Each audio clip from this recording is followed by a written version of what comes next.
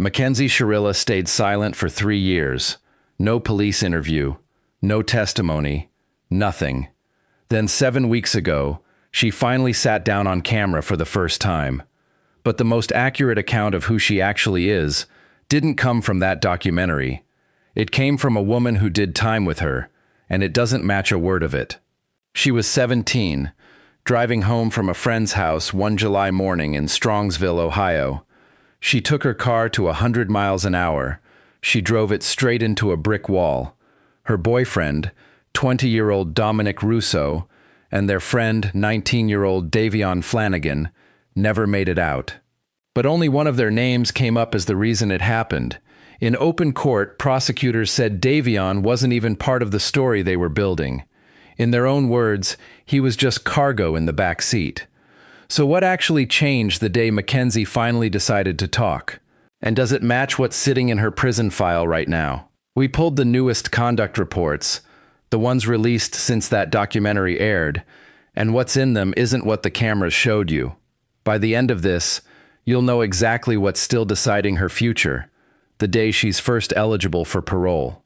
Before we get into it, if cases like this are your thing, Case Break Network is where we break them down properly. Breaking cases, following every lead. Now, let's get into what actually happened.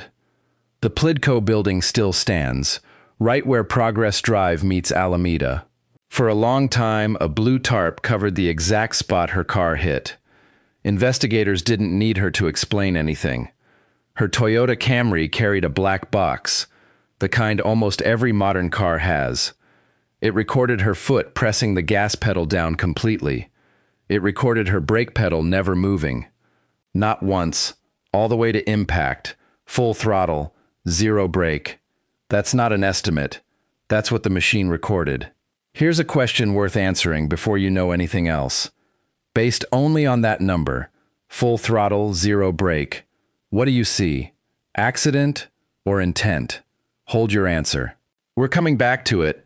Investigators built the rest of their case around a relationship that had already turned volatile. Text messages showed Dominic once told a friend she'd hit him. A witness said she'd threatened, 2 weeks earlier, to crash the car while he sat inside it. Tim Troop of the Cuyahoga County Prosecutor's Office stood in front of a judge and said it plainly. This was not reckless driving. This was murder. Then he said something about Davion, something we're coming back to before this chapter ends. He called Davion cargo. Police reached the scene roughly 40 minutes after impact, based on surveillance timestamps. Body cam footage, released just weeks ago, shows Mackenzie asking one specific question after being pulled from the wreckage. She asked about her Snapchat account. Not Dominic, not Davion, her phone. In the footage now public, she never once asks about the two people who'd just been sitting beside her. What's strange here isn't the speed. People panic. People speed. What's strange is the brake. Not late, not partial, zero. For the length of a red light, that pedal stayed exactly where it was. So what did Troop mean calling Davion cargo? He meant this. In the case the state built, Davion wasn't the reason any of it happened. He just happened to be in the car. That leaves two questions open right now. How does a prosecutor arrive at a word like that, out loud, in court? And if the defense says this was panic, how did a judge conclude it was precision? Two sides, one black box, and a judge about to rule that this wasn't panic. It was a mission. What she said delivering that verdict is the reason this became a murder conviction, not a manslaughter charge. Cuyahoga County Common Pleas Judge Nancy Margaret Russo watched the surveillance footage from that morning before ruling. That's worth noting on its own. She morphs from a responsible driver to literal hell on wheels, she said. That's harder to explain away. At sentencing, Mackenzie stood and apologized. She called Dominic her soulmate. She said she wished she could remember what happened. She cried while she said it. That's difficult to dismiss on its own. Here's the detail almost nobody caught. Her legal team filed a post-conviction petition, and it never got read on its merits at all. Courts dismissed it because it arrived after the statutory deadline.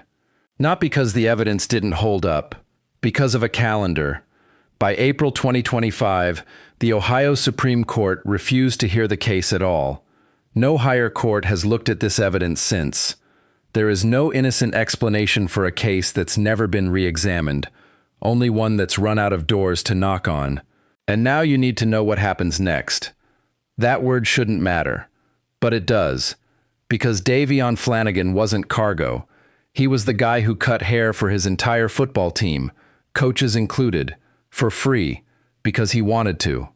What's strange here is that the word cargo came from the prosecution, not from us.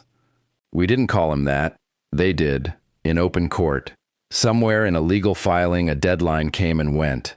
With it went any court ever looking at this evidence again. From the road, the Ohio Reformatory for Women could pass for an old-school campus, until the razor wire comes into view. So here's what you can work out on your own. No court re-examined the evidence. The conviction became final by procedure, not by fresh scrutiny. We're not going to say what that means. You already know. She said publicly she wonders if a diagnosed medical condition affected her that morning. No court has ever definitively ruled that question out or in. There are two ways to read what happened between the verdict and that documentary. Either 3 years of silence was someone too shattered to speak, or it was someone waiting for a platform she could control. Look at the timing. Do you see trauma or do you see strategy? By April 2025, the state of Ohio considered this case closed. The conviction stood.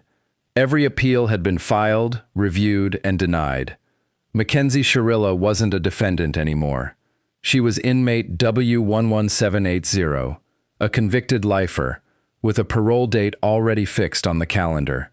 But the file the state closed in 2025 isn't the only file that's grown since.